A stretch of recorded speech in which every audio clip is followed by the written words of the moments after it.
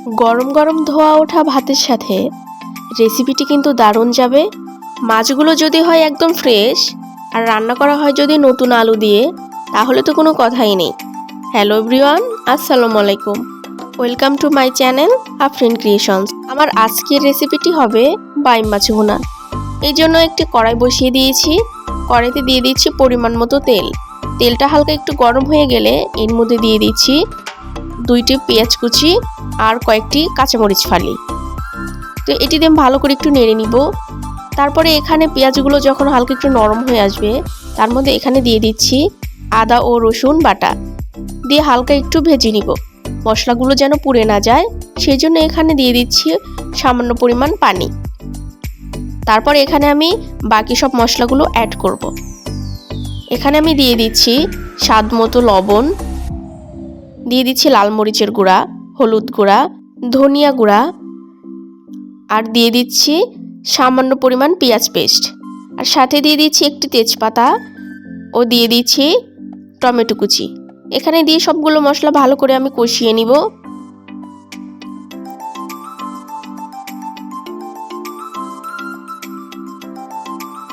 মশলাটি যেন নিচে লেগে না যায়, এই জন্য ভালো করে নেড়ে নিচ্ছি।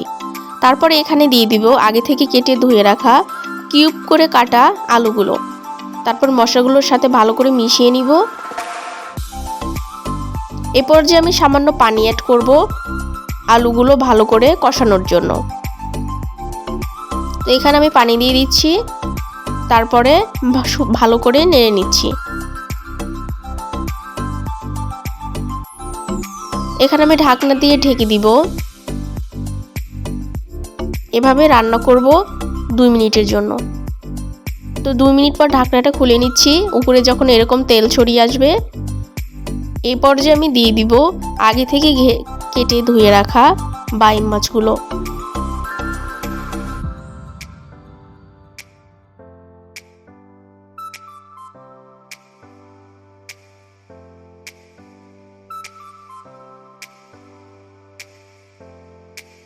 তো মাছগুলো দিয়ে আমি ভালো করে বাকি মশলাগুলোর সাথে মিশিয়ে নিচ্ছি। আর এই মাছগুলো অন্যান্য মাছের মতো এত নরম হয় না, তবে তারপরেও সাবধানে নাড়তে হবে যেন মাছগুলো কোনোভাবে ভেঙে না যায়। এভাবে মশলাগুলোর সাথে মিশিয়ে ঢাকনা দিয়ে ঢেকে দিচ্ছি। তো এইভাবে আমি ভালো করে কষিয়ে নিব। আমি আবারও নেড়ে দিচ্ছি যেন কোনোভাবে নিচে লেগে না যায়। এরপর যে আমি সামান্য ঝোল দিয়ে দিচ্ছি। আপনারা আপনাদের পছন্দ মতো ঝোল দিবেন। আমি দিয়ে দিচ্ছি অল্প পরিমাণে।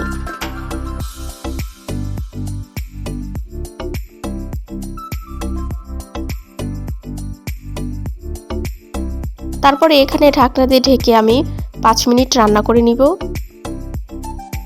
এই রান্নাটা করতে খুব বেশি সময় লাগে না। মাছগুলো তাড়াতাড়ি সিদ্ধ হয়ে যাবে আর নতুন আলুগুলো তাড়াতাড়ি সিদ্ধ হয়ে যাবে। তো 5 মিনিট পর আমি ঢাকনাটা খুলে দেখিয়ে দিচ্ছি। এখানে ঝোলটি যখন একটু গাঢ় হয়ে আসবে, তখন এই পর্যায়ে দিয়ে দিচ্ছি সামান্য জিরে গুঁড়ো।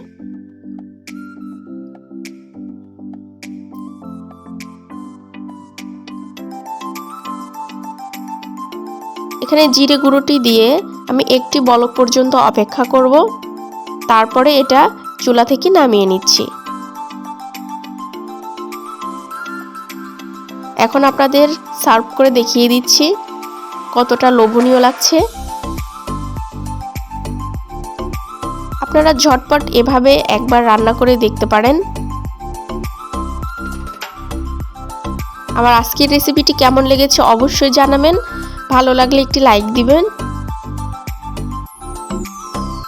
সবাই ভালো থাকবেন। আসসালামু আলাইকুম।